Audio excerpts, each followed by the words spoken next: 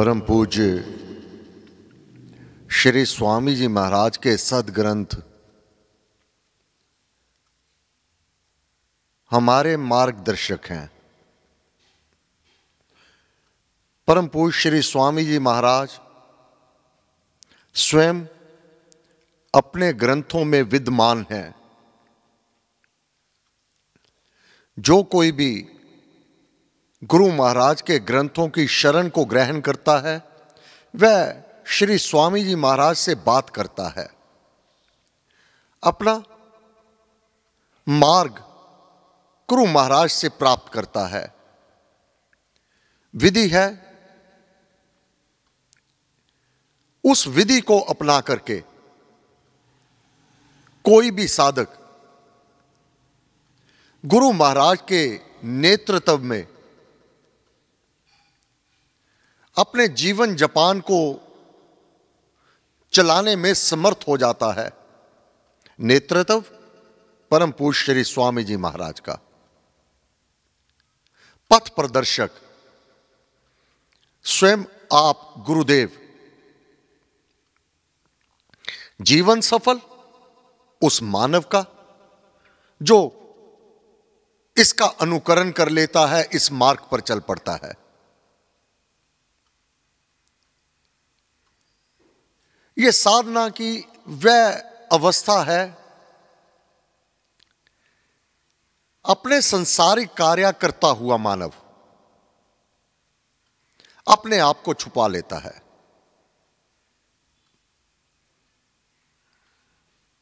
उसकी आंतरिक अवस्था बहुत मजबूत हो जाती है, क्योंकि जब भी मानव कोई भी टूटता है वह अंदर से टूटता है।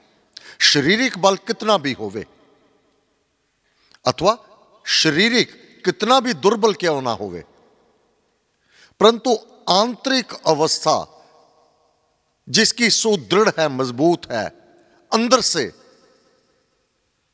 जो दृढ़ व्रति है, बलवान है, वही विजय हुआ करता है। केवल इस संसार संबंधी कार्यों तक नहीं, अध्यात्मवाद में भी।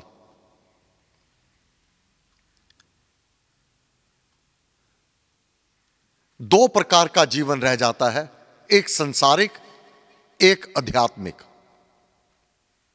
आध्यात्मिक अवस्था उसकी इतनी सुदृढ़ हो जाती है, इसको करने के लिए अपनी आंतरिक अवस्था उसको मजबूत करने के लिए उस नियम का पालन कर ले, एडमिशन ले ले, अपने आप को समर्पित कर देवे। उसके लिए गुरु महाराज के सदग्रंथ उसका मार्गदर्शक करेंगे। परंतु जो वास्तव में ग्रंथों का पढ़ लेना यह भिन्न है। स्वयं श्री स्वामी जी महाराज ने कहा, पंजाबी स्वामी जी असी गीता पढ़ छड़ी है, पढ़ के छोड़ दिया है, उसको जीवन में उतारना है। उसमें क्या वर्णन किया गया, क्या मार्ग दिखाया गया, उसका अनुकरण करना है, छोड़ना नहीं है। फिर केवल गले तक नहीं, अपने हृदय तक, भीतर उस ज्ञान को लेकर चलना है।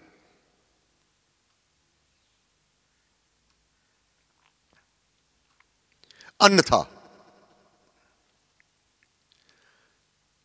अज्ञानवश अपने इस जीवन को व्यर्थ ही मानव विषय वासनाओं के कारण खो देता है।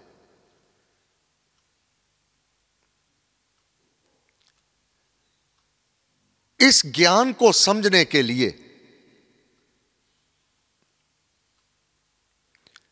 केवल कानों तक सुनना बहुत लाभ नहीं होता। आनंद आता है क्योंकि आत्मा की खुराक है ये,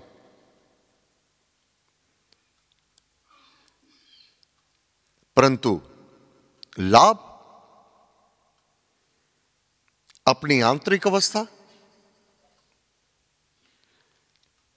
इस पर मनन करना होगा, चिंतन करना होगा। और वह कब होगा? पहला नियम, जो साधक मौन होना जानता है, मौन,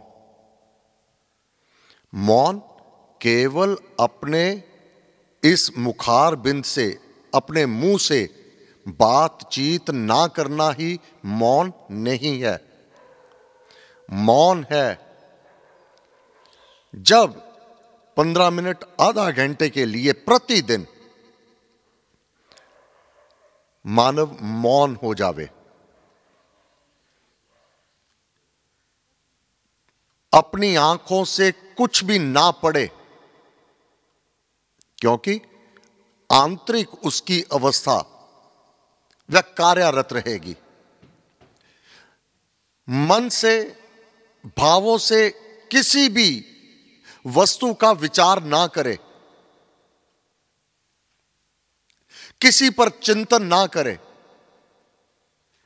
क्या मैं आत्मा हूं, वह परम पिता परमात्मा मेरा इष्ट श्री राम, बस इसके अतिरिक्त और देश काल, किस स्थान पर हूं, क्या हूं, कुछ भी विचार भाव भीतर ना रहे।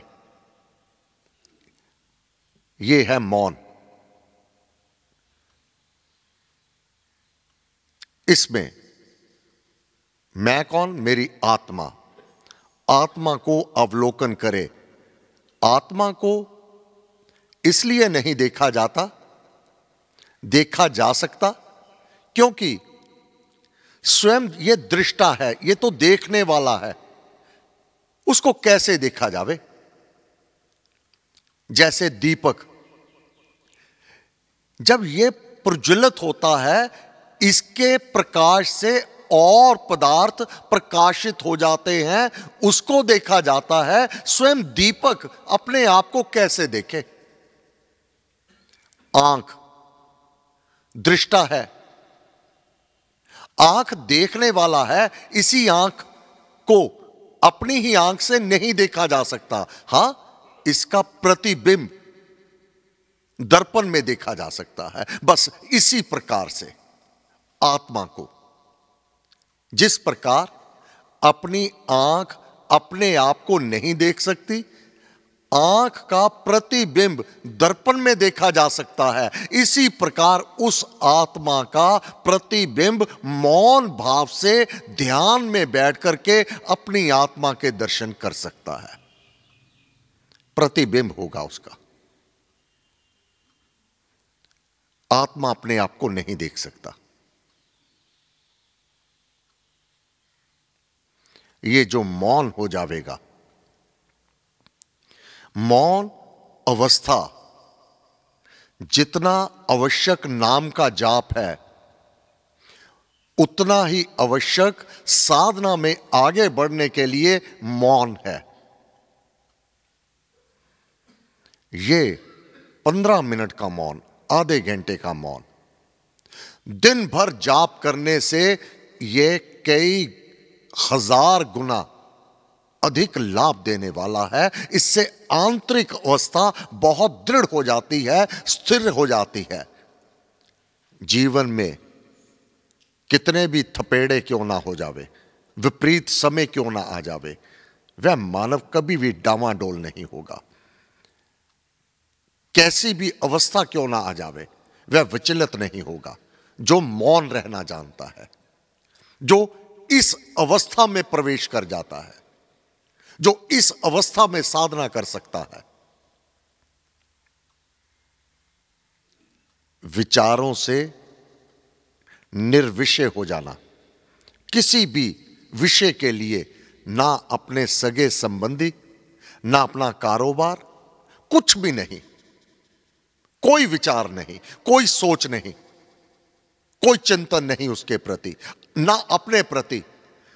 जो मौन हो जाता है, उस अवस्था में कोई कितना बड़ा रोगी भी क्यों ना हो, उसे अपने रोग का आभास नहीं होगा, अपने दुख का आभास नहीं रहता। जो सुख वह उस अवस्था में प्राप्त करता है, वह वास्तव में वही अवस्था उस ब्रह्म धाम की वर्णन की गई है। वह जो ब्रह्म धाम में है, जो मोक्ष की स्थिति है, इसी देह में रहता हुआ आत्मा उसी को आनंदित, उस आनंद को प्राप्त कर लेता है।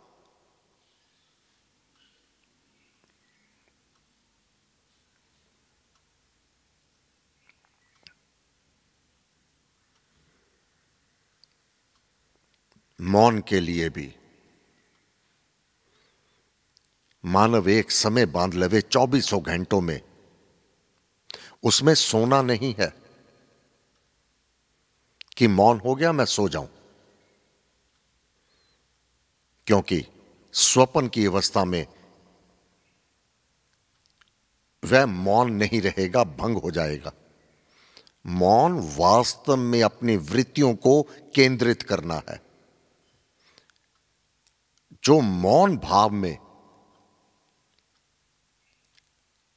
जाप करने लगेगा, कौन किसको देखेगा? अपने गुरुदेव को, मार्गदर्शक को, और अपने इष्ट को, उस शक्ति को, उस प्रकाश को। उसमें रमन करने लगेगा।